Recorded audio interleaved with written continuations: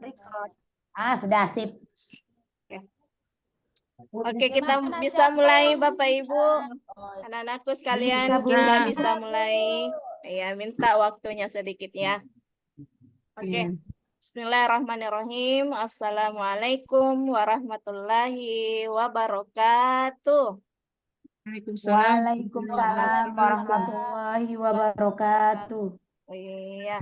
Bagaimana kabarnya hari ini anak-anak?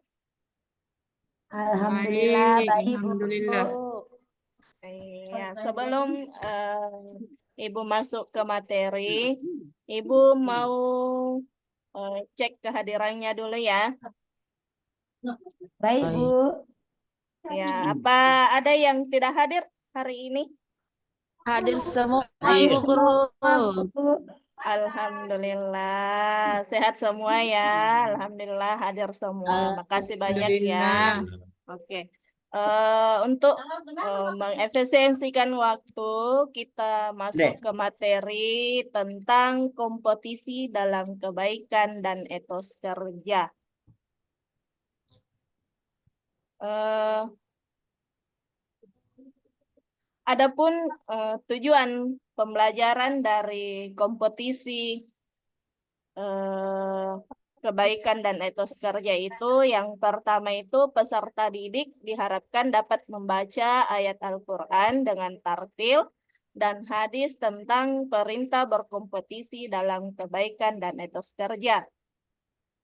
Kemudian yang kedua yaitu peserta didik mampu menghafal dengan fasih dan lancar ayat Al-Quran dan hadis tentang perintah untuk berkompetisi dalam kebaikan dan etos kerja.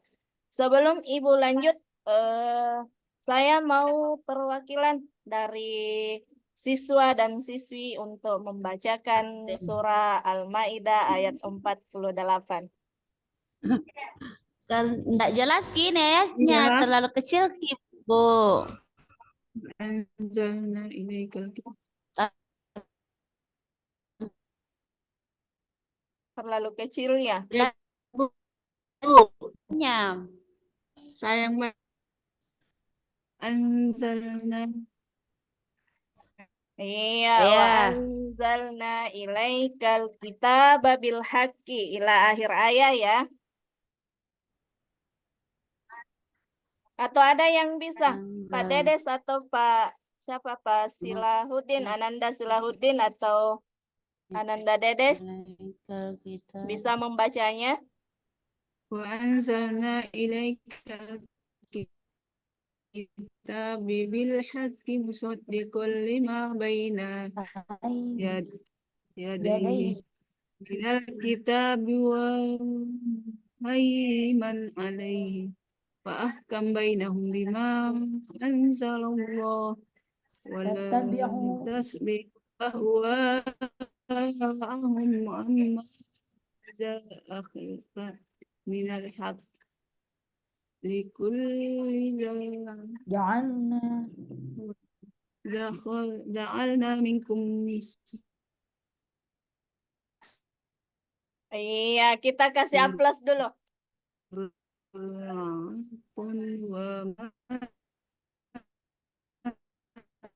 wa minha walakin lillahi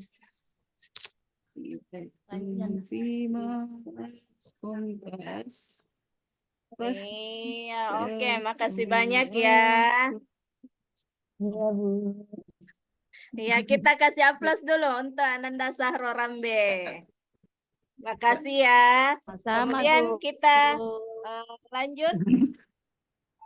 Ada terjemahan Quran Surah Al-Maidah ayat 48 yaitu, dan kami telah menurunkan kitab Al-Quran kepada Muhammad dengan membawa kebenaran yang membenarkan kitab-kitab yang diturunkan sebelumnya dan menjaganya. Maka putuskanlah perkara mereka menurut apa yang diturunkan Allah, dan janganlah engkau mengikuti keinginan mereka dengan meninggalkan kebenaran yang telah datang kepadamu. Kemudian kita lanjut ke poin isi kandungan surah Al-Maidah. Jadi isi kandungan surah Al-Maidah ini ada 4 poin. Yang pertama, Allah Subhanahu wa Ta'ala menurunkan kitab suci Al-Quran dengan kebenaran yang mutlak.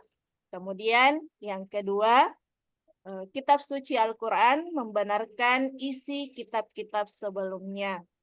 Dan yang ketiga, poin yang ketiga adalah Allah memerintahkan manusia agar menjadikan Al-Quran pedoman hidup dalam memutuskan segala perkara. Dan yang poin yang terakhir adalah memerintahkan manusia untuk berlomba-lomba dalam kebaikan dan menjauhi kemaksiatan. Jadi isi kandungan surah Al-Maidah ini sudah jelas ya, bahwasanya kita itu sebagai manusia, kita hidup di dunia itu bukan berlomba-lomba dalam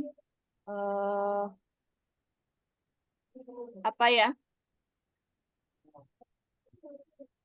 Kita berlomba-lomba untuk berbuat baik dan menjauhi kemaksiatan. Kemudian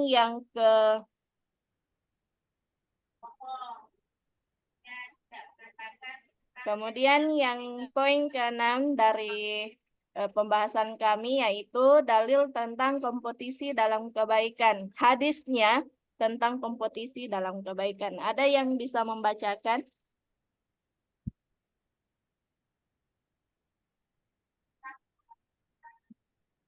Ananda Dedes mungkin bisa membacakan? Tahu.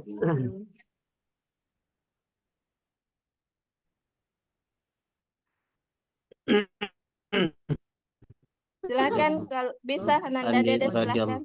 radhiyallahu anhu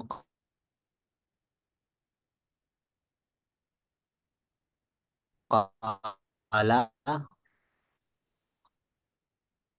tabana Rasulullah sallallahu alaihi wasallam qabla an tashgalu silul ladzi an tusgalu wa silul ladzi bainakum wa baina rabbakum bi kasrati zikrikum lahum wa kasrati sadaqah fis sarrihi wal alaniyati turazaqu wa tunsaru wa tujabaru. Dari Jabir bin Abdullah radhiyallahu anhu berkata, Rasulullah SAW berkhutbah di hadapan kami. Beliau mengatakan, wahai manusia, bertaubatlah kepada Allah sebelum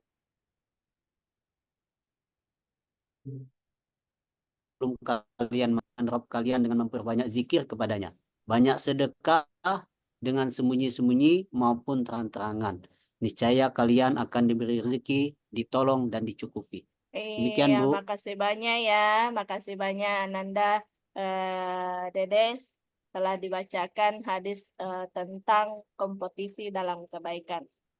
Kemudian kita lanjut, isi kandungan hadisnya itu ada 2. Yang pertama, segeralah bertaubat sebelum datang kematian. Dan segeralah beramal soleh sebelum datang kesibukan. Jadi mungkin di sini sudah dipahami ya tentang hadis, tentang isi kandungan hadis, bahwasanya kita itu sebelum tidak ada yang tahu ya kedatangan kematian, tidak ada yang tahu rencana Allah bagaimana ke depannya. Makanya kita sebagai manusia itu disuruh untuk bertaubat sebelum datang kematian. Kemudian lanjut, kompetisi dalam kebaikan. Kompetisi dalam kebaikan itu pengertiannya adalah sebagai berlomba-lomba dalam berbuat baik. Dalam Al-Quran hal ini disebutkan fastabiqul khairat. Itu seperti hablum minallah wa hablum minannas, yaitu hablum minallah itu seperti beribadah, sholat berjamaah tepat waktu dan membaca Al-Quran setiap Khairat. hari. Ya, kemudian hablum minannas yaitu membantu tetangga yang membutuhkan pertolongan, ikut bergotong royong dan menyantuni anak yatim. Kemudian lanjut kompetisi dalam kebaikan. Yang pertama itu hal-hal yang harus diperintahkan dalam berkompetisi dalam kebaikan, yaitu ada 3 poin. Yang pertama, memegang teguh syariat Islam. Kemudian yang kedua itu dilakukan dengan ikhlas, hanya mengharap ridho kepada Allah. Dan yang ketiga itu tidak boleh menunda-nunda kebaikan. Dan kompetisi yang kedua itu manfaat berkompetisi dalam kebaikan. Juga ada 3. Yang pertama, menjadikan waktu lebih bermanfaat dan energi tersalurkan untuk kegiatan yang positif saja. Kemudian yang kedua, dapat saling memotivasi dan membentuk lingkungan yang istiqomah dalam berbuat kebaikan. Dan poin yang ketiga itu mendorong untuk menjadi hamba yang beruntung. Kemudian kompetisi dalam kebaikan yang ketiga itu cara menerapkan kompetisi dalam kebaikan. Juga terdapat 4 poin. Yang pertama, selalu memaksakan diri untuk terbiasa berbuat baik sejak dini. Kemudian memperdalam pengetahuan tentang Islam, berteman dengan orang-orang yang berjiwa fastabiqul khairat, dan memahami manfaat berjiwa fastabiqul khairat. Kemudian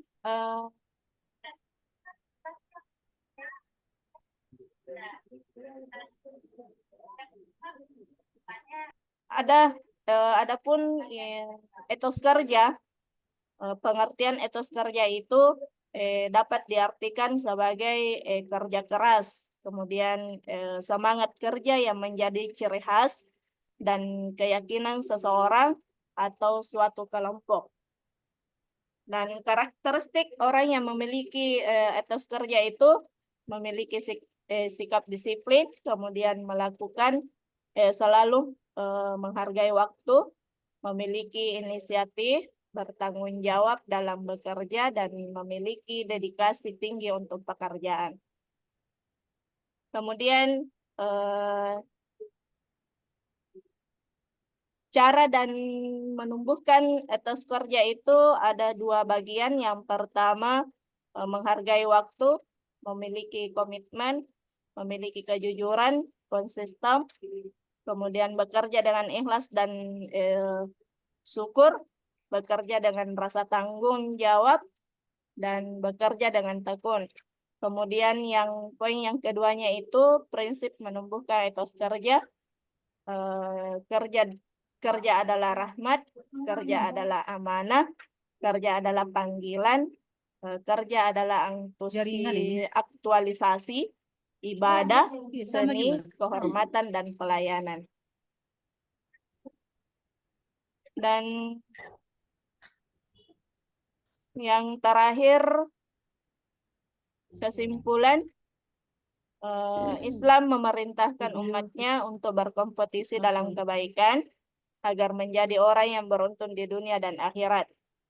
Islam juga memerintahkan umatnya untuk memiliki etos kerja yang tinggi agar menjadi umat yang kuat baik secara iman, Islam, dan ekonomi. Kedua sikap ini harus menjadi budaya umat Islam dalam kehidupan sehari-hari melalui pembiasaan sejak kecil dalam kehidupan keluarga ataupun berteman. Mungkin dari pembahasan berkompetisi dalam kebaikan dan etos kerja, Ananda ada yang belum dipahami atau ada yang mau bertanya?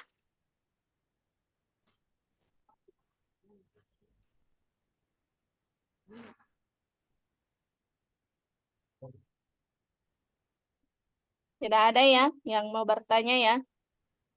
Sudah Paham, dipahami Bu. semua? Iya. Paham, Bu. Mungkin untuk pertemuan kali ini kita akhiri dan insya Allah kita lanjutkan pekan depan. Mari kita bersama-sama menutup pertemuan ini dengan membaca hamdalah. Alhamdulillahirabbil alamin. Alhamdulillahirabbil alamin. Terima kasih banyak.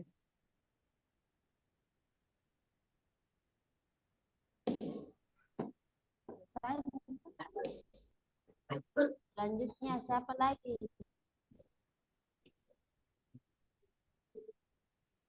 Oh, Pak Dedes. Ya. Dedes. Keluar Saya lagi ini. dulu deh, baru masuk Ya, kembali. keluar. Bagaimana Bapak Ibu? Keluar ya Bapak Ibu, baru kita lanjut masuk.